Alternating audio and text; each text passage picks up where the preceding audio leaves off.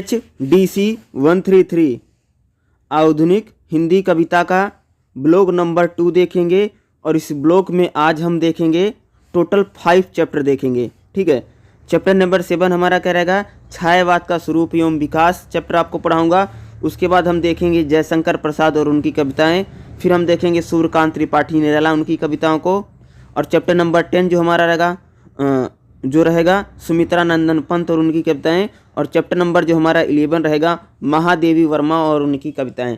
Total इस 5 chapter को देखेंगे जो कि आपके आने वाली एग्ज़ाम के लिए बहुत ही ज़्यादा इम्पोर्टेंट होने वाला है। तो एक एक चैप्टर को मैं आपको पढ़ाऊंगा।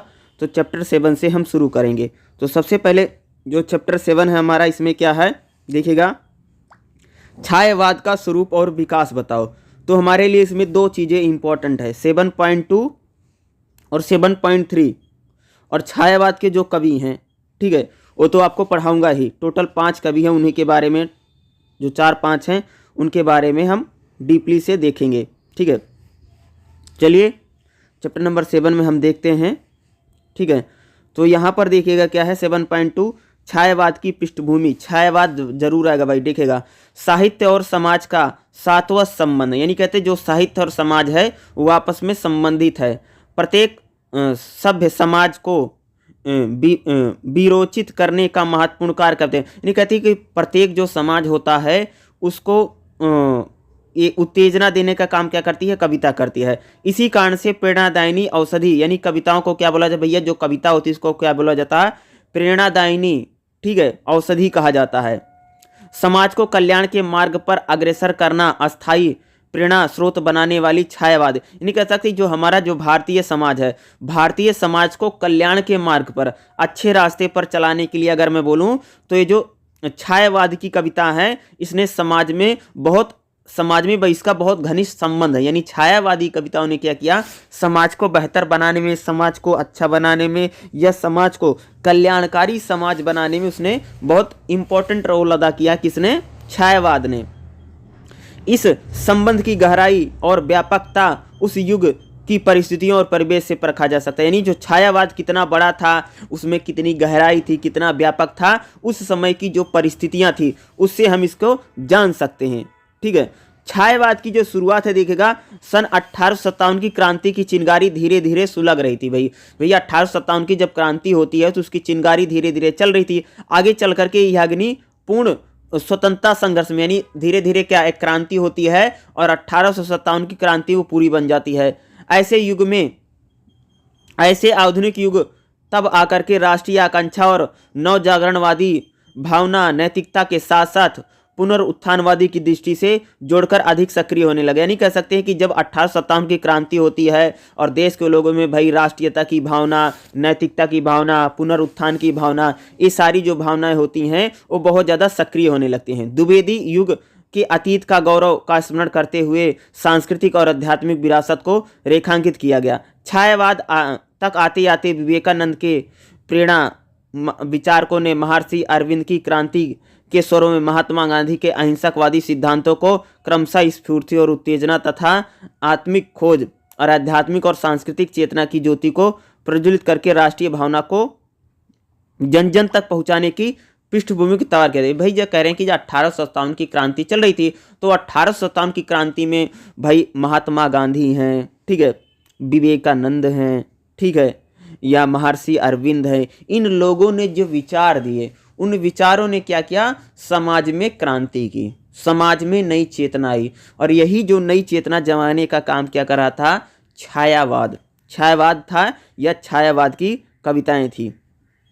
ठीक है, रविंद्रनाथ टैगोर हैं, लोकमान्य बाल गंगाधर तिलक थे, सुभाष चंद्र बोस हैं, गोखले हैं, आदि जो राष्ट्रीय नेताओं थी, इन्होंने भारत की यानी देश की राष्ट्रीय सांस्कृतिक चेतना का आध्यात्मिक प्रसार किया और छायावादी काव्य को अपने आत्मसात किया। यानी जो पूरा हमारे आंदोलन था उसमें जो उसका आध्यात्मिक प्रसार था, उसमें छायावाद जो काव्य था उसने उसको साहित्य जगत में उपस्थित हुआ। और राष्ट्रीयता की इस बुलंदी का प्रखर स्वर छायावादी काव्य में, यानी भारत की जो राष्ट्रीयता है उसकी बुलंदी हमें कहाँ पर दिखाई देती है, जो छायावादी कविता थी या छायावादी काव्य था, सभी प्रमुख कवियों में हम उसको दिखाई देता है। चाहे जयशंकर प्रसाद हों या सूर्यकांत त्रिपाठी निराला हों, उनमें हमारे राष्ट्रीय जो भावना है या 1857 की क्रांति के बाद भारत में जो राष्ट्रीय भावना आती है उसका युग उस पूरा स्वरूप आता है। स्पष्ट है कि युग की परिवेश की प्रेरणा उत्साह और यानी ये छायावाद की जो युग की शुरुआत हुई थी है क्या भैया, प्रेरणा से शुरुआत है। किसकी प्रेरणा? स्वतंत्रता, आज़ादी, राष्ट्रवाद की प्रेरणा से स्वतंत्र लिखे गए। सभी छायावादी कवियों ने अनुभव किया कि देश की जनता को जीवित और जागृत रखने के लिए उसमें रागात्मक बोध और सौंदर्य बोध का सम्मोहन बना। यही जितने भी छायावादी कवि थे उन्होंने बोले भैया देश की जनता को जगाने के लिए, जागृत करने के लिए हमें सौंदर्य बोध, यानी छायावादी कवि किस प्रकार की कविता उन्होंने लिखा? रागात्मक सौंदर्य बोध उन्होंने भरा। इसके लिए उन्होंने प्रकृति को अपना विषय बनाया। यानी छायावादी कवि क्या करते हैं? प्रकृति पर अपना लिखते हैं, भाई नेचर पर लिखते हैं। फूल हैं, पौधे हैं, पेड़ हैं, झरने हैं, पहाड़ हैं, जंगल हैं। इस प्रकार से उन्होंने प्रकृति को अपना कविताओं की इस प्राकृतिक कविताएं उन्होंने लिखी। समूची वेदना के साथ उन्होंने अपना संदेश दिया। उन्होंने राष्ट्रीय चेतना के साथ ही विश्व दृष्टि के पर विस्तार किया। इस प्रकार से एक व्यापक धरातल पर अपने काव्य आंदोलनों का मंगलमय किया। इस परिषद में आयाम से छायावादी के पूर्व प्रवृत्ति और दूसरी ये कविता भी नहीं दिखाई देती। यानी कह सकते जो छायावादी कवि थे उन्होंने भाई 1857 की जो क्रांति है और भारत का पूरा जो राष्ट्रीय आंदोलन है, यहाँ पर जो महात्मा गांधी हैं, ज्योतिबा फुले हैं और तमाम तरह के जो हमारे जो क्रांतिकारी थे या इन सभी से प्रेरणा लेकर के कह सकते हो कि जो प्रकृति है, जो नेचर है, उसको अपना उन्होंने विषय बनाया और देश की जनता में, हमारी जो देश की जनता थी उसको भैया आंदोलित करने के लिए उसमें सौंदर्य बोध है, राग बोध है, यानी देश के लोगों में अपनी सभ्यता संस्कृति के प्रति उनमें सम्मोहन, प्यार भरने के लिए उन्होंने कह सकते हो कि प्रकृति को अपना विषय बनाया और उसमें कह सकते हो उन्होंने छायावादी कविताओं को लिखना उन्होंने शुरू किया। छायावादी कवि क्या करते हैं भैया? प्रकृति पर लिखते हैं, नेचर जो हमारा होता है, ठीक है, नेचर पर इन्होंने कविताएं लिखना प्रारंभ किया और इस प्रकार से कह सकते हो कि छायावाद की शुरुआत हुई। तो ये आपसे पूछा जा सकता है तो इसको आपको पता होना चाहिए। अब हमारा रहेगा, देखिएगा यहाँ पर है 7.3 क्या है? छायावाद का आरंभ। नहीं भाई, छायावाद का आरंभ कब हुआ? तो देखिएगा छायावादी काव्य का आरंभ कब हुआ? यह प्रश्न आज भी विवाद का समय बना हुआ है। यानी कहते हैं भैया जो छायावाद है इसकी शुरुआत कब हुई, ये भी आज विवाद का विषय है। क्लियर नहीं छायावाद कब से शुरू हुआ। स्थल रूप में माना जाता है कि द्विवेदी युग 1920 में, यानी 1920 में का जो द्विवेदी युग था वह लगभग खत्म हो गया था। आचार्य हजारी प्रसाद द्विवेदी के द्वारा संपादित पत्रिका सरस्वती ही संपादन अवधि में द्विवेदी युग की संज्ञा का उपयुक्त है। उनके कार्यकाल के अंतिम चरणों में सन 1915 के आसपास छाया युग का आरंभ, यानी कह सकते हैं कि छायावाद का आरंभ है वह 1915 के आसपास माना जाता है। ठीक है, अगला देखिएगा छायावाद शब्द कहाँ से आया। देखिएगा छायावादी शैली से सुपरिचित एक तत्कालीन कवि श्री मुकुटधर पांडे ने 70 वर्ष पूर्व जबलपुर में प्रकाशित श्री शारदा पत्रिका में, यानी मुकुटधर पांडे थे, उन्होंने क्या कहते भैया जबलपुर में एक पत्रिका थी जिसका नाम क्या था? श्री शारदा नामक पत्रिका में 1920 में हिंदी कविता में छायावाद नाम का प्रयोग किया था। यानी मुकुटधर पांडे ने अपनी एक क्या थी पत्रिका थी जिसमें उन्होंने छायावाद नाम का एक लेख लिखा था।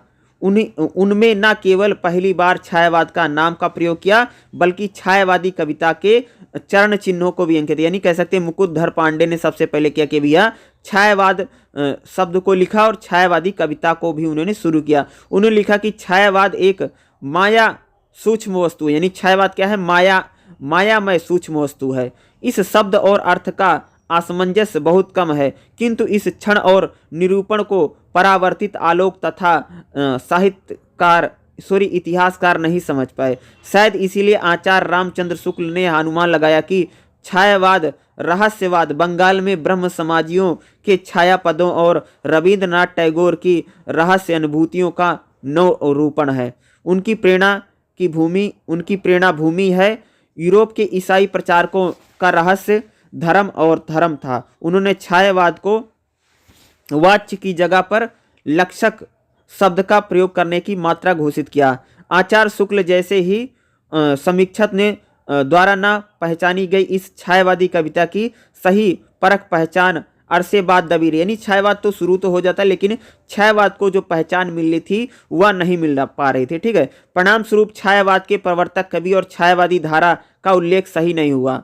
किसी समीक्षक को मैथिली शरण गुप्त प्रथम छायावादी कहते, भाई छायावाद के प्रथम कवि कौन है, इसको लेकर के एक प्रकार का द्वंद्व बना। कोई कहता भैया जो मैथिली शरण गुप्त है वह छायावाद के प्रथम कवि हैं, कोई कहता है सिया राम शरण है। इस प्रकार माखनलाल चतुर्वेदी हो, सुमित्रा नंदन पंत हो, जयशंकर प्रसाद हो, सूर्यकांत त्रिपाठी निराला हो, सबको अलग अलग लोग इनको श्रेय देते हैं कि भाई छायावाद की कविताएं इन्होंने शुरू की है, छायावादी लेखन इन्होंने शुरू किया। यानी छायावाद के प्रथम कवि कौन है, इनको लेकर के एक प्रकार का द्वंद्व बना हुआ है। यानी किसको श्रेय, अलग अलग लोगों को अलग अलग श्रेय देते कि भाई छायावाद की शुरुआत इन्होंने की या छायावादी कविताएं इन्होंने लिखना शुरू किया। तो इन सभी कवियों में एक प्रकार का द्वंद्व बना हुआ है। ठीक है, अगला क्या देखिएगा, अर्थ का विस्तार और व्यापकता। यानी छायावाद जो अर्थ है कितना बड़ा है और कितना व्यापक देखिएगा। छायावाद को परिभाषित करने वाले समीक्षकों ने इसे रहस्यवाद, स्वच्छंदतावाद, प्रकृतिवाद, वेदनावाद और पलायनवाद से इसे इस प्रकार से उलझा दिया कि कहीं प्रेम सौंदर्य, कहीं प्रकृति। यानी जो छायावाद है इसमें रहस्यवाद है, स्वच्छंदतावाद है, प्रकृति है, वेदना है, इस प्रकार की चीजें इसमें हैं। जहां पर प्रेम है, सौंदर्य है, प्रकृति का चित्रण है, इस प्रकार के इसे हम छायावाद की भावुकता से छायावादी अवसाद को जन्म दिया। इस भ्रम को बढ़ावा देने का कोई दायित्व छायावादी कवियों पर रहा है। निराला ने भी इसमें दर्शन का समावेश आवश्यकता से अधिक किया है। महादेवी ने अपनी भूमिकाओं में बौद्ध करुणा के रहस्य वेदांत का विश्लेषण करके इसको इंगित किया है। संभवतः समीक्षकों के आरोपों की प्रतिक्रिया के रूप में ऐसा, यानी जो बोला जाता भैया जो छायावाद है उसमें किस प्रकार की कविता लिखी गई, भाई छायावाद में रहस्यवाद है। ठीक है, प्रकृति पर, नेचर पर लिखा गया, वेदना पर लिखा गया। ठीक है, ठीक है, प्रकृति का सौंदर्य लिखा जा रहा था इसमें। ठीक है, यही छायावाद में क्या है, प्रकृति का जो प्रेम है, सौंदर्य है, प्रकृति का चित्रण है, इस प्रकार की कविताएं इसमें खूब लिखी गई। ठीक है, अगर मैं कहूँ तो जैसे अगर आप देखोगे तो छायावाद में अगर मैं कवियों की बात, जैसे महादेवी वर्मा ने बौद्ध जो भगवान बुद्ध हैं उनकी करुणा और रहस्य को उन्होंने लिखा। ठीक है, या पंत हैं, ठीक है, सुमित्रा नंदन पंत हैं, छायावाद पर सबसे अधिक लिखा और सबसे अधिक, यानी छायावाद पर सबसे अधिक कविता किसने लिखी भैया, सुमित्रा नंदन पंत ने। आधुनिक कवियों की भूमिका में उन्होंने एक तो छायावाद के अंत की घोषणा कर दी और उसे वह प्रगतिवाद की ओर आकृष्ट किया। छायावाद का मूल्यांकन में उन्होंने छायावाद को जीवित काव्य घोषित किया। यानी सुमित्रा नंदन पंत कहते हैं भी ये छायावाद है जीवित काव्य है। ठीक है भाई, प्रकृति और नेचर के बारे में लोग लिख रहे थे, कहते थे जीवित काव्य है। उसमें मधु का काव्य, प्रकृतिवाद, प्रयोगवाद और नई कविता को सम्मिलित करने, यानी छायावाद में नई नई कविता को सम्मिलित करने की एक प्रकार की इसमें विशेषता को छायावाद में बताया जाता है। ठीक है, तो छायावाद के लिए ये पूछा जाएगा आपसे, इंपॉर्टेंट रहेगा भाई, छायावाद से आएगा। अगला एक पूछा जाएगा कि छायावाद के प्रमुख कवि। ठीक है, छायावाद के कौन कौन प्रमुख कवि हैं। छायावाद के अगर मैं प्रमुख कवियों के बारे में बात करूं तो जितने भी प्रमुख कवि हैं अगर आप देखोगे छायावाद के बहुत सारे कवि हैं। तो सबसे पहले जो छायावाद का सबसे बड़े कवि माने जाते हैं क्या है भाई, जयशंकर प्रसाद। जयशंकर प्रसाद को छायावाद का सबसे बड़ा और प्रवर्तक माना जाता है। छायावाद के अग्रदूतों के रूप में हमारे सामने जयशंकर प्रसाद का ही नाम आता है। केवल भाषा और विषय वस्तु से नहीं, भाई इनकी भाषा अच्छी थी, इनका विषय बहुत अच्छा था, इस दृष्टि से नहीं, बल्कि 20वीं शताब्दी में अपना इनका जो व्यक्तित्व था सबसे ज़्यादा प्रभावित था और प्रेरित करने वाला था। यानी छायावादी कविता को लिखने का श्रेय जयशंकर प्रसाद को सबसे ज़्यादा जाता है। ठीक है, उन्होंने अपनी कविता के साथ साथ नाटक हो, कहानी है, उपन्यास है, निबंध है, समीक्षा आदि सभी में गद्य पद विधियों में अपनी ऐतिहासिक भूमिका निभाई है। ठीक है, यानी कह सकते जयशंकर प्रसाद जो थे उन्हें सबसे पहले छायावादी कविता को लिखने का उन्होंने काम किया, तो जयशंकर प्रसाद है। उसके बाद जो हमारे दूसरे पोइट है क्या है, सूर्यकांत त्रिपाठी निराला। कौन है भैया, सूर्यकांत त्रिपाठी निराला। देखिएगा छायावाद के प्रवर्तक कवियों में अगर बात करूं जयशंकर प्रसाद के बाद तो है उनका स्थान किसका, सूर्यकांत का। महाराणा निराला अपने प्रचंड, यानी सूर्यकांत त्रिपाठी निराला किस प्रकार की कविता लिखते हैं भैया, विद्रोह की, उग्रवाद और सौंदर्य और आदर्श जीवन के दर्शन है। इस कवि ने हिंदी काव्य का सकलक पुरुष कहा जाता है। वर्ष 1896 में बंगाल के मेदिनीपुर में हर्षिला दल में जन्मे इस महाकवि के जीने का अंदाज का भी उपमान की तरह निराला था। जीवन के विषम परिस्थितियों में जूझते हुए उन्होंने, यानी सूर्यकांत त्रिपाठी निराला जो हैं, उन्होंने संघर्ष करते हुए भी भैया कविताएं लिखी हैं। यानी जीवन के संघर्षों को लिखने वाला जो कवि कौन है भैया? सूर्यकांत त्रिपाठी निराला है। जिस व्यक्ति ने कठिन परिस्थिति में अपना जीवन जिया और उन कठिन परिस्थिति को लिखने का काम किया है, उनको किसको हम कह सकते हैं कि सूर्यकांत त्रिपाठी निराला। सूर्यकांत त्रिपाठी निराला ने क्या क्या लिखा? जैसे परिमल है, अनामिका है, तुलसीदास है, गीत कुंजन है, ठीक है, गीतिका है, बेला है, नए पत्ते हैं, संध्या है, आराधना है। इन प्रकार की सूर्यकांत त्रिपाठी निराला ने कई सारी कृतियों को लिखने का काम किया। तो सूर्यकांत त्रिपाठी निराला हैं। अगले जो हमारे कवि हैं क्या हैं? सुमित्रा नंदन पंत। छायावाद के 4 आधार स्तंभों में अगर मैं बात करूं तो सुमित्रा नंदन पंत तीसरे हैं, जिनका सदैव जीव नाम अमर रहेगा छायावाद में। व्यक्तित्व के अनुरूप के ही काव्य में कोमलता, सरसता, सुंदरता, यानी जो सुमित्रा नंदन पंत है उन्होंने कोमलता पर, सरसता पर, सुंदरता पर प्रदान करने वाले उन्होंने कविता लिखी। और सुमित्रा नंदन पंत का जन्म 20 मई 1900 में कोसनी में हुआ था। ठीक है, इनका जन्म कोसनी में हुआ था। अन्य प्रकृति प्रेमी थे। ठीक है, इन्होंने प्रकृति नेचर पर बहुत लिखा है। कवि पंत ने बाल्यावस्था से ही कविता लिखना प्रारंभ कर दिया था। भाई जब छोटे तभी से कविता लिख रहे थे। कवि रूप में स्थापित इस महान व्यक्ति ने काव्य से इतर नाटक, यानी सूर्यकांत त्रिपाठी निराला की अगर सुमित्रा नंदन पंत की अगर बात करूं तो इन्होंने भैया नाटक लिखा है, कहानी लिखा है, उपन्यास लिखा है, निबंध लिखा है, संस्मरण लिखा है। इस प्रकार के उन्होंने बहुत सारे लेख लिखे हैं। ठीक है, सुमित्रा नंदन अगर मैं पंत की बात करूं तो इन्होंने वीणा नामक अपना लेख लिखा है। फिर उन्होंने उनकी जो कृतियां हैं अगर मैं बात करूं, जैसे ग्रंथि है, पल्लव है, गुंजन है, युगांतर है, ज्योत्सना है, अंतिमा है, गाम्या है, युगवाणी है, युगांतर है, स्वर्ण किरण है, स्वर्ण धुली है, उत्तरा है, रजत है, शिखर है, शिल्पी है, यारी कला और बूढ़ा चांद है। इस प्रकार की उन्होंने कई सारी कविताओं को लिखने का काम किया। किसने? अगर आप देखोगे तो सुमित्रा नंदन पंत जी ने। तो पंत जी का भी नाम बहुत इंपॉर्टेंट है। उसके बाद जो हमारी छायावाद की कवित्री एक है क्या है? महादेवी वर्मा। देखिएगा, छायावाद काव्य को संवारने और निखारने का काम जिसने किया उनका नाम क्या है? महादेवी वर्मा को छायावाद के कवियों में अत्यंत आदर से लिया जाता है। रहस्य, वेदना और गीतमकता का अमर नाम किया। महादेवी वर्मा का जन्म 1907 में फर्रुखाबाद में हुआ। विधिवत शिक्षा प्राप्त कर आजीवन प्रयाग महिला प्रतिष्ठा की सेवा करने वाली महादेवी हृदय की अनुभूतियों और सूक्ष्मतम भावनाओं को सर्वोत्तम अभिव्यक्ति प्रदान की। उनके इस कृत्य को बेजोड़ पक्ष है। काव्य ही नहीं, रेखा चित्र हो, संस्मरण हो, निबंध हो, पत्रिका हो, इन सभी को लिखने में अगर आप देखोगे तो महादेवी वर्मा का विशेष योगदान है। महादेवी वर्मा ने छायावाद की कविताएं तो लिखी, लेकिन उसके साथ साथ उन्होंने रेखा चित्र है, संस्मरण है, निबंध है और इस प्रकार के उन्होंने काव्य लिखे। अगर मैं उनके कविताओं की बात की तो उन्होंने एक तो जो लिखा था नीरजा,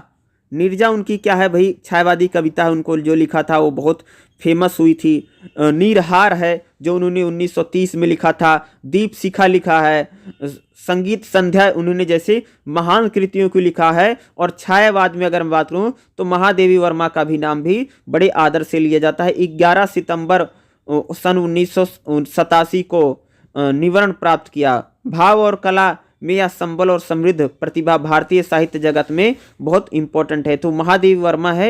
ये कौन कौन से छायावाद के कवि, इनको जरूर याद कर लेना, ये आपके लिए इंपॉर्टेंट हो सकता है। छायावाद की अंतर्वस्तु इतना ज़्यादा आता नहीं है, अंतर्वस्तु इंपॉर्टेंट नहीं भाई। ये जो कवि हैं, छायावाद की शुरुआत की हो गई, छायावाद का इतिहास क्या है, ये आपके लिए इंपॉर्टेंट हो सकता है। जितना इंपॉर्टेंट था वो तो मैंने आपको जरूर बताया, क्योंकि जो जो चीज़ें मैं बता रहा हूँ उनको आपको जरूर पढ़ के जाना है, जरूर रीड करके जाना है, क्योंकि ये आपके एग्जाम में आ सकता है या आपसे एग्जाम में पूछा भी जा सकता है। ठीक है, छायावाद का जो जो इम्पोर्टेंट सेक्शन था उसको मैंने आपको बता दिया। तो सुमित्रा नंदन पंत हैं, जयशंकर प्रसाद हैं, सूर्यकांत त्रिपाठी निराला हैं, महादेवी वर्मा हैं, ये सारे लोग इसमें बहुत ज़्यादा इंपॉर्टेंट है। तो यहाँ पर देखोगे आप तो 7.8 आ गया। इसी के साथ आपका चैप्टर नंबर 7 समाप्त हो गया। अब नेक्स्ट चैप्टर हम देखेंगे हमारा जो रहेगा क्या, चैप्टर नंबर 8 को। ठीक है, चैप्टर नंबर 8 क्या है? जयशंकर प्रसाद और उनकी कविताएं। ये आपके लिए इम्पोर्टेंट हो सकता है भाई, जयशंकर प्रसाद। तो सबसे पहले हम देखेंगे जयशंकर प्रसाद का जीवन परिचय, ठीक है, अब बताऊंगा आपका इनका जीवन परिचय क्या है। फिर उसके बाद जयशंकर प्रसाद ने जो कविताएं लिखी हैं वो किस टाइप की कविताएं लिखी है, ठीक है, फिर उनकी भाषा किस प्रकार की है और उनकी शैली किस प्रकार की है, इन्हीं पॉइंटों को देखेंगे, ठीक है। तो चलिए देखते हैं कि जो जयशंकर प्रसाद जी का महत्वपूर्ण चीज़ रहेगा उन्हीं पॉइंटों को देखेंगे।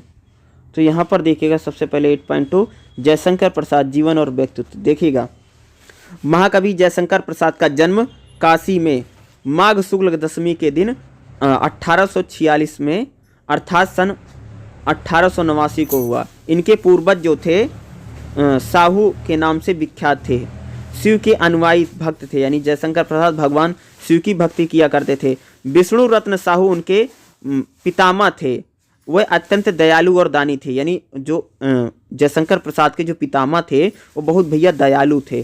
तंबाकू और सुरती के इस प्रख्यात व्यापारी व्यापार में अत्यंत व्यवहार कुशल आदर था, यानी क्या करते थे, तंबाकू और सुरती का व्यापार करते थे, ठीक है।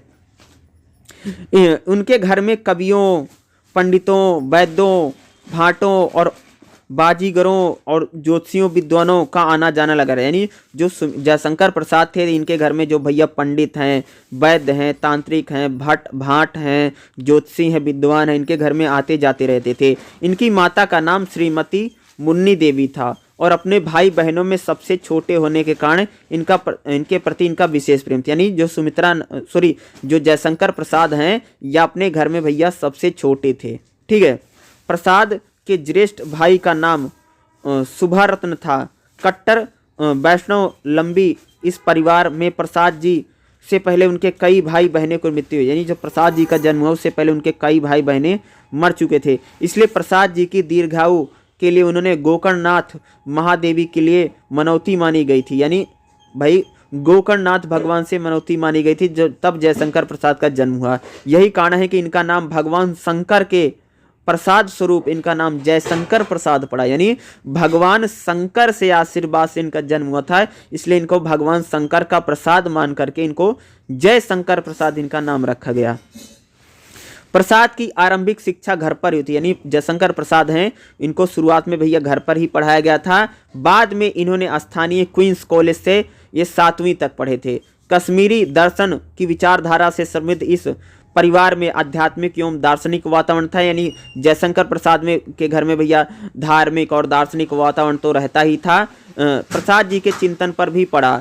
उनका प्रसाद जी जो है बहुत उदारता, धर्मनिष्ठा, साहित्य सृजन के गुण भी उनमें रहे। इसी परिवेश के कारण उनके व्यक्तित्व में परिचित होने के कारण फलस्वरूप उनके काव्य और अन्य साहित्य में उनमें मानवीय स्वभाव में दिखाई देता है। 7वीं कक्षा में पढ़ते समय उनके पिता का, यानी जब जयशंकर प्रसाद 7वीं में पढ़ते थे उनके पिताजी का स्वर्गवास हो गया था, ठीक है।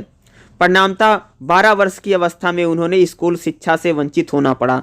परिवार का सारा भार उन पर आ गया था, जयशंकर प्रसाद जी पर। प्रसाद जी की शिक्षा का प्रबंध घर पर ही किया गया। उन्होंने उर्दू, फारसी, संस्कृत सभी भाषाओं का जयशंकर प्रसाद ने गहन अध्ययन किया। 15 वर्ष की अवस्था में तो माता जी का उनका देहांत हो गया। 2 वर्ष बाद अग्रज भाई सुभानाथ जी का भी स्वर्गवास हो गया। घर का पूरा दारोमदार प्रसाद जी पर आन पड़ा। छिपकर तुकबंदियाँ लिखने वाला प्रसाद अब अल्हड़ कवि 15 वर्ष की अवस्था में दुकान पर बैठकर बही खाते की रद्दी पर कागज पर कविता लिखता था। सन 1908 तक प्रसाद द्वारा ब्रज भाषा में उन्होंने कई सारी पत्र और पत्रिकाएं जयशंकर प्रसाद की भैया छपने लगी और धीरे धीरे जयशंकर प्रसाद की जो कविताएं थी वह ब्रज और ब्रजमंडल, उज्जैन, जौनपुर और यहाँ पर उन्होंने यात्रा की और कई सारी उन्होंने कविताएं लिख डाली। धीरे धीरे इनका जो कवि थे वो पूरे विख्यात होने लगे। जयशंकर प्रसाद का जीवन परिचय इतना ही आपको पता होना चाहिए। युग परिवेश की अगर बात करें, युग परिवेश में इनका क्या क्या है इंपॉर्टेंट उसको देखेंगे। युग परिवेश में वैसे देखेंगे इन्होंने किस प्रकार की कविताएं लिखी हैं, ठीक है, वो आपसे पूछा जा सकता है, ठीक है। इनकी रचनाएं कौन कौन सी, रचनाएं और रचना संसार क्या है, यानी कि इन्होंने कौन कौन सी कविताएं लिखी हैं। रचना तो इन्होंने जो रचनाएं लिखी हैं इनकी कविताएं क्या हैं, इन्हें कौन सी कविताएं लिखी है देखोगे। चित्राधार, प्रेम पथिक, करुणालय, महाराणा का महत्व, कान कुसुम, झरना, आंसू लहर, इन्होंने जो नाटक लिखे हैं सजना, कल्याणी, कल्याणी इसको बोला जाता है, राजश्री, विशाखा, अजात शत्रु, इस प्रकार के उन्होंने नाटक लिखे। उन्होंने उपन्यास भी कई सारे लिखे हैं, ककजाल, तितली, इस प्रकार के उन्होंने उपन्यास लिखे। कहानी उन्होंने लिखी छायावादी, प्रतिध्वनि, आकाशदीप, आकाशदीप कहानी थी ना, आंधी, इंद्रजाल, उन्होंने कहानियां लिखी हैं। उन्होंने निबंध भी लिखे हैं, काव्य और कला से संबंधित उन्होंने, ये आपको पता होनी चाहिए उन्होंने कौन कौन सी कविताएं लिखी, कौन से नाटक लिखे, कौन से उपन्यास लिखे और कौन सी कहानी लिखी। ये आपके लिए इंपॉर्टेंट हो सकता है, ये आपको पता होनी चाहिए।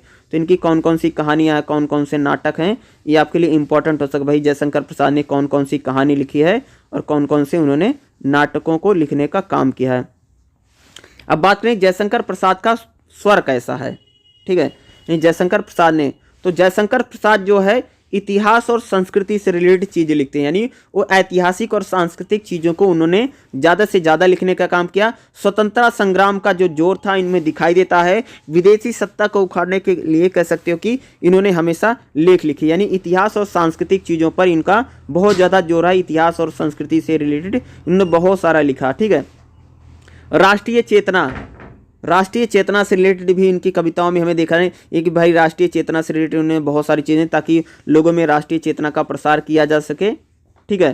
प्रेम व्यंजना, यानी प्रेम, सौंदर्य और प्रेम पर भी उन्होंने कई सारी कविताएं लिखी। नहीं प्रेम व्यंजना, प्रेम पर इन्होंने, प्रकृति प्रेम पर कह सकते हो उन्होंने ज़्यादा कविताएं लिखने का काम किया जयशंकर प्रसाद को। फिर सौंदर्य चेतना, भाई सौंदर्य, प्रकृति सौंदर्य पर इन्होंने, इनका प्रकृति सौंदर्य पर भी लिख रहा है और कई सारी इनकी जो कविताएं हैं उन्होंने प्रकृति सौंदर्य पर लिखा है। जैसे प्रकृति का आकर्षण कितना है, किस प्रकार का आकर्षण उसका दिखाई देता है, प्रकृति सौंदर्य, मैंने बोला ना प्रकृति सौंदर्य पर इनकी कविताएं कई सारी रही, ये आपको पता होनी चाहिए। इन्होंने प्रकृति सौंदर्य को बड़े अच्छे से लिखा। नारी भावना का भी इन्होंने सौंदर्य किया कि महिलाओं का सौंदर्य किस प्रकार से है, उसका भी उन्होंने, करुणा है, गीतिक सौंदर्य इन्होंने लिखा। यानी ज़्यादातर इन्होंने प्रकृति और रहस्यवाद और दर्शन पर भी इन्होंने लिखा, फिर रहस्यवाद क्या है और दर्शन क्या है, ठीक है। तो इस प्रकार की चीज़ों को भी उन्होंने, दर्शन और रहस्यवाद से रिलेटिव भी चीज़ों को उन्होंने काफ़ी लिखने का प्रयास किया और काफ़ी उन्होंने लेख लिखा। अब बात करेंगे प्रसाद जी का शिल्प क्या है, यानी इस प्रकार की इनकी भाषा और शैली कैसे है।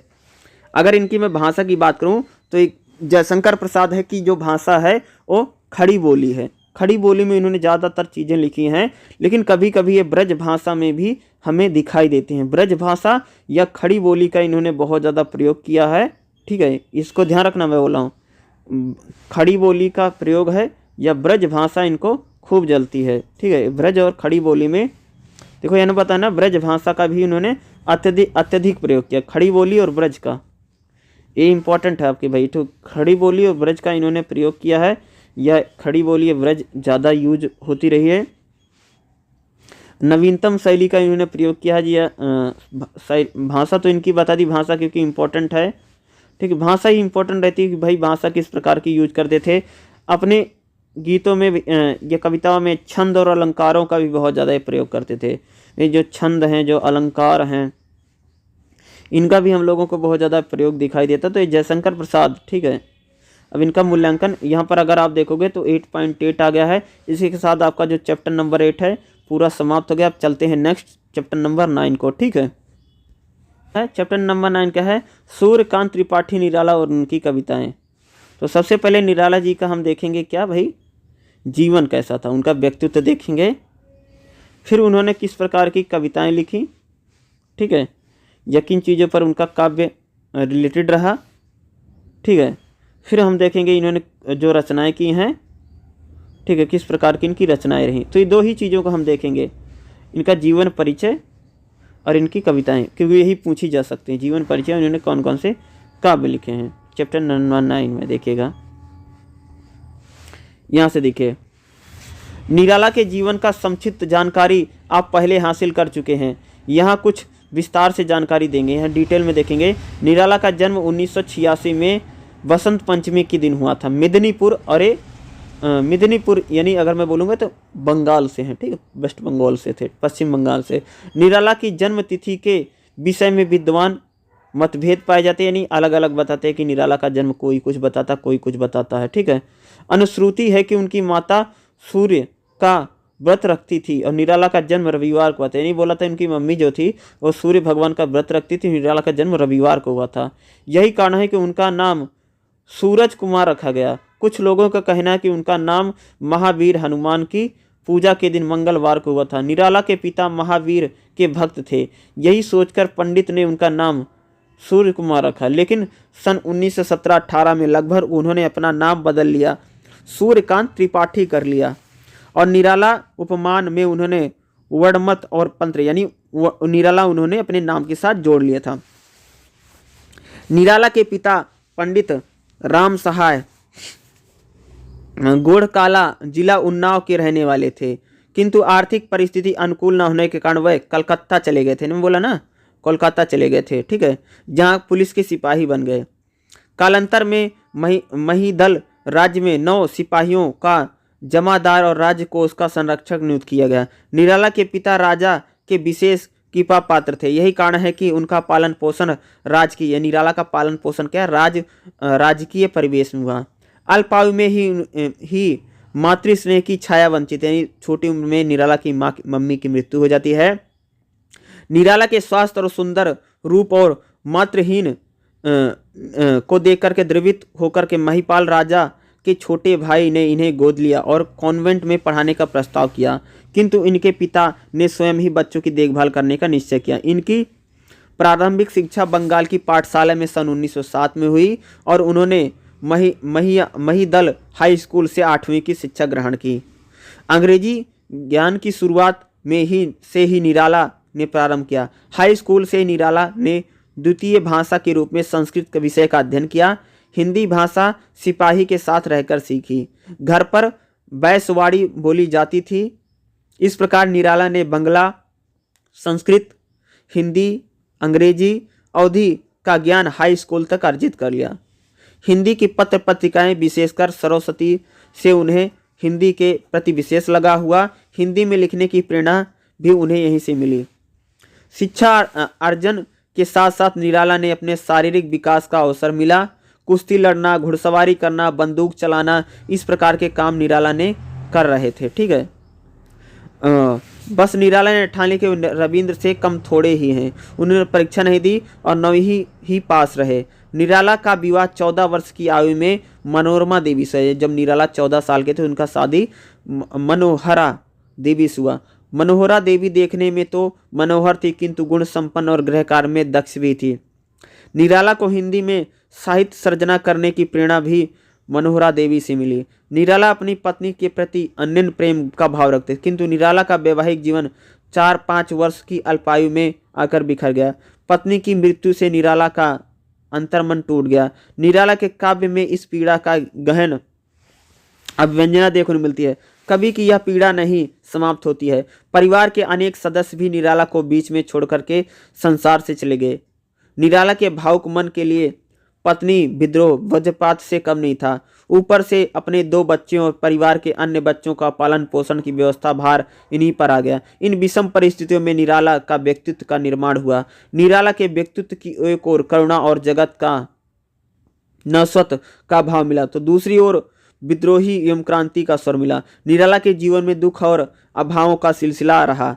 पत्नी की मृत्यु के पश्चात जो जबरदस्त आघात उन्हें लगा वह था पुत्री सरोज का युवावस्था में अल्पायु में मृत मुख में चले जाना। नहीं कह सकते निराला के जीवन में बहुत छोटी आयु में यानी जब शादी होती तो 4-5 साल के बाद इनकी पत्नी की मृत्यु हो जाती है और धीरे धीरे इनके बच्चे की मृत्यु हो जाती है। घर में भी कई लोग जो होते हैं उनकी डेथ हो जाती है। इससे निराला जो है वो बहुत वेदना में है, बहुत संवेदना, बहुत दुख इन्होंने जहा भाई, ठीक है, बहुत दुख रहा, बहुत दुखी रहे और पूरे जीवन में इन्होंने वेदना दुख को सहा है, यानी दुख और दर्द रहा। और इनकी कविताओं में वो चीज़ें हमें दिखाई भी पड़ती हैं, तो ये सारी चीज़ें आपको लिखनी पड़ेगी, ठीक है। और इनकी कविताओं में सारी चीज़ें हमें देखनी है। सरस्वती से इस पुत्र वरदान पुत्र से आजीवन साहित्य साधना की। सन 1920 में ईस्वी में राज्य की नौकरी छोड़ करके इन्होंने पूर्ण संकल्प से निराला ने साहित्य जीवन में प्रवेश किया और अंततः तक उसी में अपना जीवन मानकर चले रहे। 15 अक्टूबर 1961 को महाराणा महाप्रण निराला ने अपना इस शरीर को छोड़ दिया। निराला का डेथ हो गई, ठीक है। अगला जो है देखोगे सामर्थ्य, सजग और कृतित्व है, यानी इन्होंने कौन कौन सी कविताएं लिखी हैं। कविताएं इसकी इनके लिए इंपॉर्टेंट है कि भैया ये कविता ही पूछी जाती है कि इन्होंने कौन कौन सी कविताएं लिखी हैं। तो यहाँ पर देखिएगा इनकी निरूपमा, अप्सरा, अकाला, प्रभावती, कारनामे आदि उपन्यास इन्होंने लिखे। कहानियाँ जो उन्हें लिखी हैं लीली, देवी, सखी, सकुल की बीवी, चतुरी, चमार लिखा है इन्होंने, और इस प्रकार की उन्होंने कविताएं लिखी हैं। ठीक है, इनके जो कविता कौन कौन सी कविता देखिएगा, पंत और पल्लव, चंबुक, प्रबंधक पद्य, चयन, और इसके अतिरिक्त यानी आनंद मठ के रचयिता बंकिम चंद्र की कपाल कुंडला, चंद्रशेखर, दुर्गेश नंदनी, कृष्णकांता का बिल, इस प्रकार की उन्होंने बहुत सारी कविताएं और इन्होंने रचनाएं किसने करके भैया, सूर्यकांत त्रिपाठी निराला ने। तो आपसे एग्जाम में पूछा जा सकता है, इनका सूर्यकांत त्रिपाठी निराला का आ सकता है।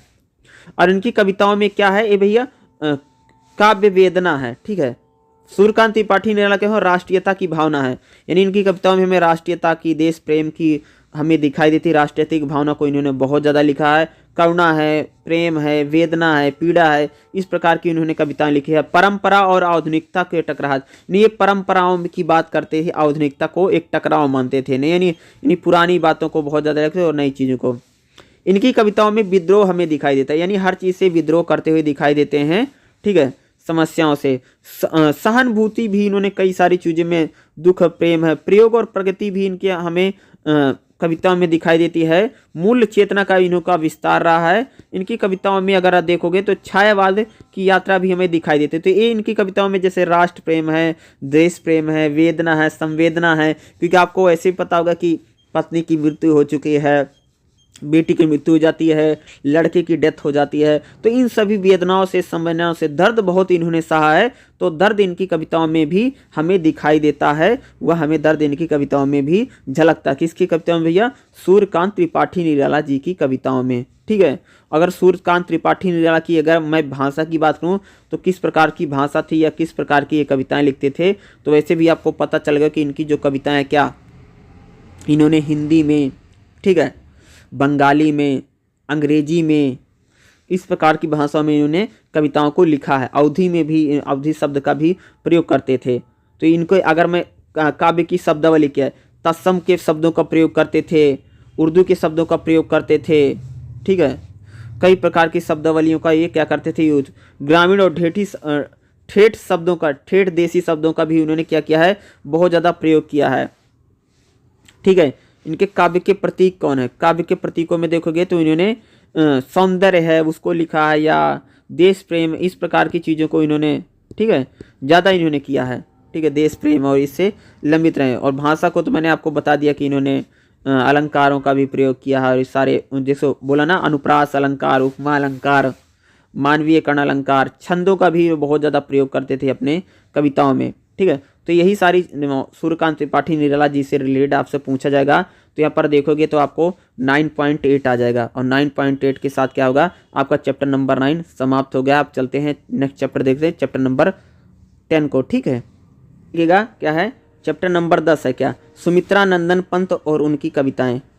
तो सबसे पहले हम लोग देखेंगे 10.2 के देखेंगे, कवि परिचय, फिर उनकी कौन कौन सी रचनाएँ हैं, भाई कवि का परिचय देखेंगे, और सुमित्रा नंदन पंत की कौन कौन सी कविताएँ हैं, इनके कविताओं में किन किन चीज़ों पर इन्होंने लिखी है कविताएं। देखो, ये तो प्रकृति सौंदर्य पर बहुत लिखते हैं, नेचर पर लिखते हैं। ठीक है, नेचर पर लिखा है, काव्य अनुभूति, नारी के प्रति इनकी नवीन दृष्टि है उसको लिखते हैं, जीवन दर्शन, और सबसे ज़्यादा इनको लिखना नेचर पर बहुत है। पहाड़ है, झील है, झरना है, नदी है, पर्वत है, इन पर बहुत ज़्यादा इन्होंने कविता लिखी है। ठीक है, काव्य इन्होंने, इनका काव्य किस प्रकार का है, इनकी कविताएं किस प्रकार की, अलंकार है, अलंकारों का बहुत ज़्यादा यूज करते हैं। संस्कृत निष्ठ भाषा इनकी, ठीक है, इनकी अगर आप देखोगे, ठीक है, जयशंकर की, ठीक है, सॉरी सुमित्रा नंदन पंत की। ठीक है, जयशंकर बोल, सुमित्रा नंदन पंत। ठीक है, तो अब सुमित्रा नंदन पंत को हम देख लेते हैं। कवि परिचय में देखिएगा क्या है, सुमित्रा नंदन पंत जी का जन्म 20 मई सन 1900 को रविवार को कोसानी में हुआ। यह स्थान अड़मोला में, यानी हिमाचल के हैं। ठीक है, 53 किलोमीटर की दूरी पर हिमालय की सौंदर्य पुलकित घाटी में हुआ। देवदार चीड़ के सघन वनों की हरियाली, शिखरों और शोभा, रंग बिखेरे फूलों, सौंदर्य और वनस्पतियों की चहकान में मग्न कुमांचल का सौंदर्य स्थान था। प्रातः काल के शिशु पंत का जन्म देकर माँ सरस्वती सौंदर्य के लिए संसार से विदा हो गई। माँ के अभाव को प्रकृति की गोद ने पूरा किया। पंत के लिए प्रकृति की धरती माँ बन गई और पंत ने स्वयं लिखा। यानी कह सकते कि जब सुमित्रा नंदन पंत जो हैं जब छोटी उम्र में थे तब इनकी माँ का निधन हो जाता है। तो जो एक तो उत्तराखंड से हैं, उत्तराखंड में क्या है, नदी है, पहाड़ है, झरना है, यही तो सारा सब भरा पड़ा है। तो कह सकते हैं कि इन्होंने नेचर पर बहुत ज़्यादा प्रयोग लिखा है। यानी इन्होंने प्रकृति को अपनी क्या बना लिया भैया, इन्होंने माँ बना लिया और प्रकृति और नेचर पर इन्होंने क्या है, सारी इन्होंने कविताएं लिखी और पूरी तरीके से नेचर पर हमेशा पर्वत पर, पहाड़ पर, नदियों पर, झरने पर, झील पर और इन सारी चीज़ों पर सौंदर्य, प्रकृति सौंदर्य इन्होंने प्रकृति को अपनी माँ बना लिया। प्रकृति ने बालक पंत को सौंदर्य अनुरागी गोदी में खिलाकर बड़ा किया। यानी कह सकते जो प्रकृति प्रेम इनका बहुत इसी से बड़े हुए। पंत जी की कविताओं में प्रकृति सौंदर्य का विकास हमें बहुत दिखाई पड़ता है। प्रकृति के सहचर ने उनकी काव्य संवेदना पर अमट छाप छोड़ी है और प्रकृति का सौंदर्य ही उनकी कविताओं का सृजन प्रेरणा बन गया है। यही प्रधान कारण है कि पंत जी ने महान पुरुषों की वाणी और दर्शन से ज़्यादा प्रकृति सौंदर्य का मौन मुख सहवास की सीख सिखाया है। इस मात्रहीन बालक ने पिता गंगदत्त पंत से दीर्घायु की कामना करते हुए हरिगिर बाबा को दे दिया। बाबा जी ने शिव के भक्त थे, उन्होंने बालक का नामकरण किया कि गोसाई दत्त। पंत जी ने बड़े होकर के गोसाई दत्त नाम छोड़ करके सुमित्रा नंदन पंत रखा। पंत जी के घर में प्रारंभ से ही गीता, भागवत, रामायण और आरती पूजा घूम रही थी। पंत जी ने लिखा है, चबूतरे पर बैठा मैं पढ़ता हूँ और गौरी बूढ़ी दादी की गोद में सिर रखकर दंत कथाएं और देवी देवताओं की आरती की कहानी सुनता हूँ। तो एक पंत लिखते हैं कि भाई मैं तो चबूतरे पर बैठा रहता हूँ पर मेरी दादी जो है देवी और देवताओं की कहानियां पढ़ती रहती हैं, आरती पढ़ती रहती हैं। तो सुमित्रा नंदन पंत का जो घर था बड़ा, अगर आप देखोगे तो क्या भाई, जहाँ पर रामायण है, गीता है, कहानी है, बड़ा ही धार्मिक घर में इनका जन्म हुआ था। ठीक है, मम्मी इनकी बहुत जल्द पहले इनकी डेथ हो गई थी, लेकिन एक चीज़ कह सकते हैं कि सौंदर्य, प्रकृति सौंदर्य भाई इनके बहुत बेहतर इन्होंने लिखा है। इनसे बेहतर प्रकृति को किसी ने, नेचर को इन्होंने किसी ने लिखा भी नहीं होगा। ठीक है, लोक कथाएं हो, पुराण कथाएं हो, बालक ने ये बहुत छोटी आयु से पढ़े थे। पंत जी ने गांव की पाठशाला से पढ़ाई की। अंग्रेजी की पढ़ाई घर पर इनकी शुरू हुई। संगीत की शिक्षा भी इनको मिली थी और एकांत प्रिय और मैं निश्चित रूप से सुघर, सुकुमार, संभवतः सुंदर भी। पंत जी ने 1910 ईस्वी में अल्मोड़ा गए और यहीं 15-16 वर्ष की आयु में नियमित कविता, यानी कह सकते 15-16 की आयु में जब पंत थे तो उन्हें नियमित रूप से कविता लिखना शुरू किया। 8वीं कक्षा से ही पंत ने हिंदी कविता और संस्कृत काव्य लिखना, यानी 8वीं कक्षा में जब पंत पढ़ते तभी से हिंदी कविता और संस्कृत काव्य लिखना शुरू कर दिया। महामहिम मदन मोहन मालवीय, स्वामी रामकृष्ण परमहंस, स्वामी तीर्थंकर विवेकानंद और संस्कृति नवजागरण का उन्होंने प्रभाव रहा इन पर। कविताओं में इनकी कविताओं की जैसे बात करूँ तो सुमित्रा नंदन पंत की जैसे हरि औषध है, मुकुटधर पांडे है, मैथिली शरण गुप्त का प्रभाव पड़ा, कालिदास, रविंद्रनाथ टैगोर और इनकी कविताएं इन्होंने खूब पढ़ी। हाई स्कूल पास करके वह प्रयाग गए और प्रयाग में ही उन्होंने काव्य को लिखा। गांधी, कार्ल मार्क्स, दार्शनिक अरविंद से ये बहुत प्रभावित रहे। छायावाद के इस प्रमुख कवि ने 60 वर्ष तक निरंतर लेखन किया, यानी 60 साल तक भैया लिखते रहे और 29 दिसंबर 1977 को इस संसार से वो विदा हो गए। कौन? सुमित्रा नंदन पंत। देखिएगा इनकी रचनाएं कौन कौन सी हैं, इन्होंने कौन कौन सी रचनाएं लिखी हैं।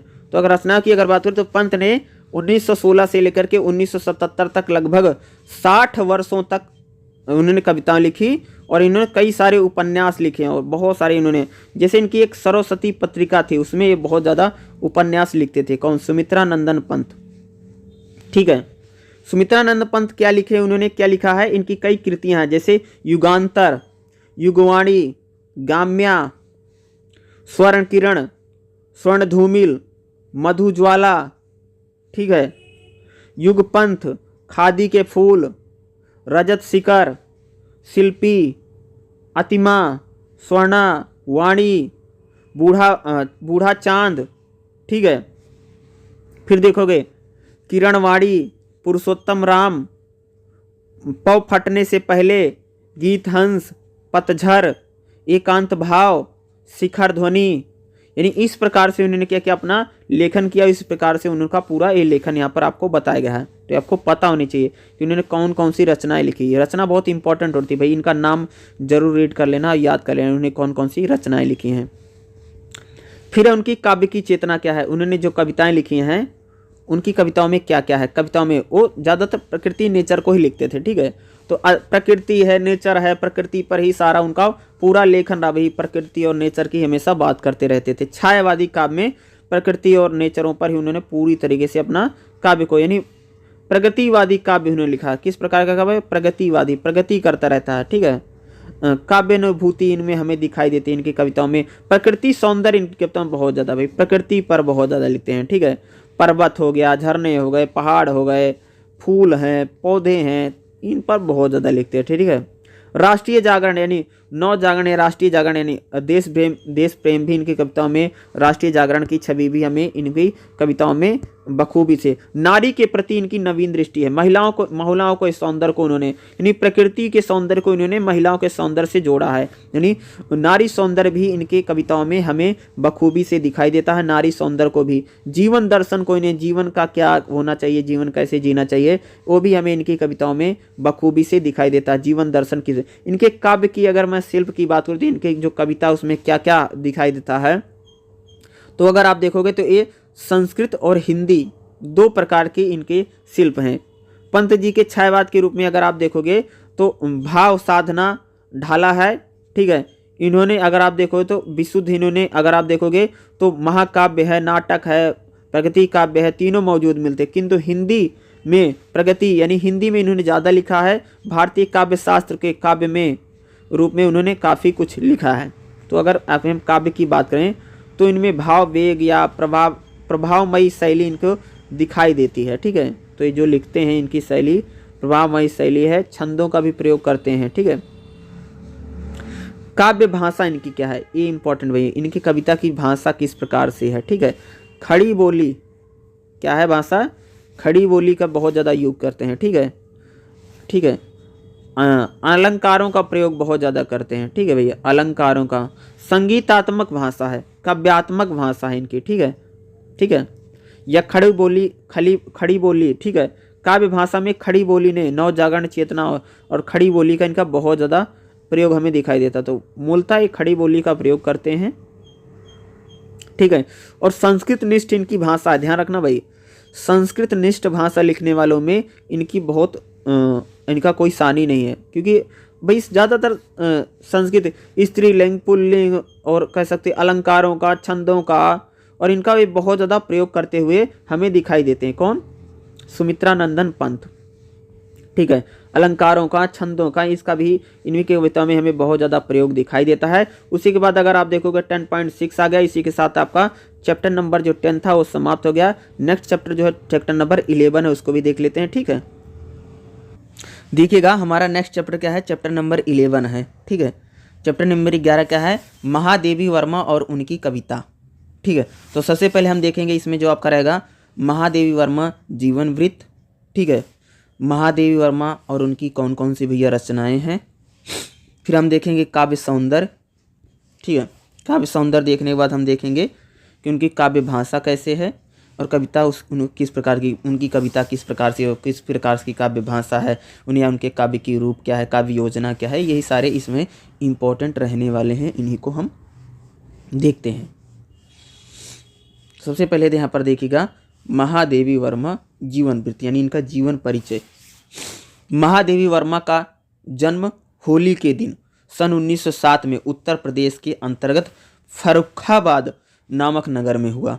इनकी आरंभिक शिक्षा इंदौर में हुई तथा प्रयाग से मैट्रिक में उत्तीर्ण होकर के प्रयाग विश्वविद्यालय से महादेवी ने संस्कृत में एमए किया था, यानी संस्कृत ये ज़्यादा पढ़ी हैं। ठीक है भैया। उनके पिता का नाम श्री गोविंद प्रसाद वर्मा था और भक्त हृदय वाली हेमरानी तथा उनकी जन्मदात्री थी। पिता एमए एलएलबी करके कचहरी में वकालत करते थे, यानी इनके पिता ने किया गया था एमए एलएलबी करके क्या करते थे, कचहरी में वकालत करते थे। वह कर्मनिष्ठ और दार्शनिक प्रकृति के व्यक्ति थे इनके पिता। माता धार्मिक प्रकृति सी और विदुषी महिला थी, यानी कि मम्मी भी काफ़ी पढ़ी लिखी थी। बचपन से ही चित्रकला संगीत काव्य में इनकी बहुत ज़्यादा रुचि थी, इन्होंने पारंपरिक रूप से इन्होंने हासिल की थी। महादेवी विद्यार्थी जीवन से ही साहित्यिक जगत की ख्याति प्राप्त कर ली। नहीं, जब छोटी तो बहुत उसी टाइम से साहित्य को लिख रही थी। ठीक है। 7 वर्ष की अवस्था में आओ प्यारे तारे आओ मेरे आंगन में बिछ जाओ जैसी कविता लिखने वाली महादेवी के जीवन में साहित्य दोनों ही माता पिता और पारिवारिक परिवेश से संसार, यानी इनके माता पिता से इनको मिला था। नाजुक मिजाज और नफरत पसंद लड़की आंगन लीपने और गेहूं फटकारने से लेकर के रसोई बनाने और परोसने तक के कामों में सिद्ध रहती। यानी महादेवी वर्मा जो थी भाई आंगन लीप लेती थी, गेहूं फटकार लेती थी, खाना बना लेती थी, खाना परोस लेती थी, सारे काम कर लेती थी। सफाई उन्हें अत्यंत, यानी साफ सफाई बहुत रखती थी। संस्कार और परिवेश से प्राप्त प्रेरणा एवं प्रतिभा को वह स्वयं स्वीकार करते हुए लिखती हैं कि मैं एक व्यापक विकृत समय निजी संस्कारों बोझ से जड़ीभूत हूँ। जन्म मिला है परंतु एक और साधनापूत अस्तित्व और भावुक माता और दूसरी ओर सब प्रकार के सांप्रदायिकता से दूर कर्मनिष्ठ दार्शनिक पिता, यानी माता पिता से कह सकते हैं उनको बहुत अच्छे और बहुत बेहतर उनको संस्कार मिलते हैं। जीवन की पशुभूमि पर माँ की पूजा आरती के समय सुनने में मीरा तुलसी आदि के स्वर रचित पदों को सुनती थी। मुग्ध होकर को उन्होंने ब्रज भाषा में पद रचना आरंभ की, यानी शुरू में ये किस भाषा में लिखती थी भैया, ब्रज भाषा में। संस्कृत तो इन्होंने पढ़ी भी है अच्छी खासी। ठीक है। माता पिता की पहली संतान महादेवी बहुत लंबी प्रतीक्षा और मौनती के पश्चात हुआ। बाबा ने इन्हें कुल देवी दुर्गा के रूप में विशेष अनुग्रह का प्रसाद मान करके इनका नाम महादेवी रखा गया, यानी बहुत देवी कुल देवी थी, उनकी पूजा करने के बाद इनका जन्म हुआ था, तो इसका नाम इनका महादेवी रखा गया। कौन जानता था कि आने वाले समय में महादेवी अपने व्यक्तित्व और कृतज्ञ के नाम से अपनी नाम को सिद्ध करेगी। 9 वर्ष की अवस्था में महादेवी का विवाह हो गया। 1 सप्ताह के लिए महादेवी की विदाई कर दी गई, परंतु इसके तत्काल बाद महादेवी ने शिक्षा की राह चुनी और प्रथम श्रेणी में मिडल पास कर लिया, यानी मिडल का मतलब होता है इन्हें 8वीं पास कर ली। पूरे प्रांत में प्रथम स्थान आई। राजकीय छात्रवृत्ति भी प्राप्त हुई। महादेवी की कविताएं पत्र पत्रिकाएं में छपने लगी। काव्य रचना का सृजन अबोध गति चल रहा था। 11वां दर्जा पास करते करते कवि सम्मेलनों तथा वाद विवाद प्रतियोगिता में महादेवी भाग लेने लगी। उस समय प्रसिद्ध कविताएं प्रकाशित होने लगी। अरे बहुत फेमस हो गई। ठीक है। नारी शिक्षा पर इन्होंने लिखा, नारी जागृति पर लिखा, नारी आत्मसम्मान के प्रति इनका सदैव सजग रही इन पर लिखा भी। गरीब विद्यार्थियों की इन्होंने सहायता की। सुभद्रा कुमारी चौहान से इनकी प्रौढ़ मित्र थी, यानी सुभद्रा कुमारी जो चौहान थी इनकी बचपन की मित्र हैं। ठीक है, मित्र थी। तो निराला पंत और प्रसाद इनके आत्मीय और इनकी श्रद्धा थी। राष्ट्रकवि मैथिली शरणगुप्त ने महादेवी के प्रति आदर व्यक्त करते हुए लिखा, मेरी प्रयाग यात्रा केवल संगम स्नान से पूर्ण नहीं होती है, उसको सर्वस्व बनाने के लिए मुझे सरस्वती के दर्शनों के लिए महिला विद्यापीठ भी जाना पड़ता है। महादेवी वर्षों तक प्रयाग महिला विद्यापीठ में प्राचार्य थी, वहाँ पढ़ाती थी महिला विद्यापीठ में। ठीक है, महादेवी वर्मा। इलाहाबाद से प्रकाशित होने वाली चांद मासिक पत्रिका का इन्होंने संपादिका भी किया। साहित्यकारों की साहित्यिक सृजना का उन्होंने काम किया। गंगा के तट पर साहित्यकार संसद का नाम संस्था स्थापित उन्होंने की। ठीक है। 11 सितंबर 1987 को प्रकृति के आंचल में वो जा सोई, यानी उनकी डेथ हो जाती है, लेकिन उनका अमर साहित्य और सदैव जागरण उनका दायित्व निभाता रहेगा। महादेवी की इसी सृजनात्मकता के कारण आज हम उनका साक्षात्कार कर रहे हैं। उनका सृजनात्मक व्यक्तित्व क्या है, उन्होंने क्या क्या चीज़ें लिखी उनको हम देखेंगे। यहाँ पर है अगला, महादेवी वर्मा और उनकी रचनाएं। तो उन्होंने क्या क्या लिखा है, जैसे नीरहार 1930 में, रश्मि 1932 में, नीरजा 1935 में, संध्या गीत 1936 में। इन्हीं कृतियों के 185 संग्रह गीत उन्होंने 1936 में लिखे। दीप शिखा लिखा, संधनी, प्रथम आयाम, ठीक है, इन्होंने इस प्रकार की उन्हें कविताएं लिखी, ठीक है। और कुछ कविताएं इन्होंने हिमालय 1963 में इनके नाम से संकलित की गई थी, ठीक है। महादेवी वर्मा की गद्य रचनाओं में अगर बात करें तो अतीत के चलचित्र 1941 में, श्रृंखला की कड़ियाँ 1942 में, ठीक है, स्मृति की रेखाएं विवेचनात्मक जो गद्य था 1943 में, पथ के सारथी 1956 में, ठीक है। और इनके बहुत सारे जो निबंध थे 1936 में प्रमुख कृतियां इनकी छपी। तो इनकी कौन कौन सी प्रमुख कृतियां हैं वो आपको पता होनी चाहिए। इन्होंने कौन कौन सी कविताएं लिखी, कौन कौन से लेख लिखे, वो आपके लिए इंपॉर्टेंट हो सकता है भाई, ठीक है।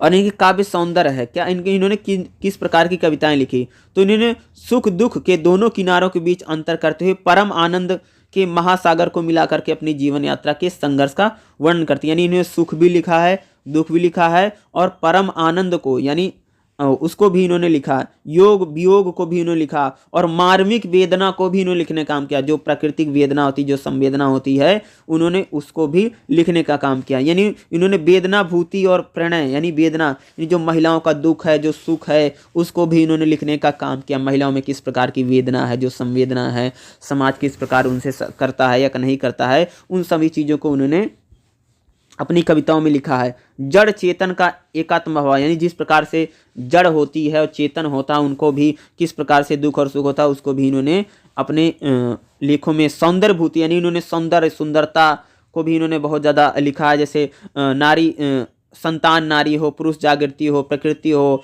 भावुकता हो, कल्पनाशीलता हो, इन सभी प्रकार की चीज़ों को उन्होंने लिखा। महिलाओं को लेकर के तो उन्होंने खास लेखन किया, और महिलाओं के जो दुख है, जो दर्द है, जो पीड़ा है, उसको भी अगर आप उनकी कविताओं में देखेंगे तो मूल चेतना को भी उन्होंने लिखने का काम किया। तो जैसे मूल चेतना का भी इन्होंने बारे में बता रखा था। तो उनकी कविताओं में काव्य संवेदना का, हमें जो कविता की जो संवेदना है, जो दुख है, जो पीड़ा है, तो महिलाओं से रिलेटेड हो चाहे अन्य समस्याएं हो, सामाजिक समस्याएं हो, तो उस पर भी उन्होंने लिखने का काम किया। तो अगला हम देखेंगे काव्य सौंदर्य, यानी इनका क्या है कविता के। अगर काव्य सौंदर्य की बात करूँ तो इनको जो कविता है वो प्रबंध है, गीति है और मुक्तक है, यानी 3 प्रकार के इन्होंने माने जाते हैं। यानी इन्होंने प्रबंध भी लिखे हैं, गीति भी लिखे हैं, और इन्होंने बहुत सारे मुक्तक भी लिखे हैं।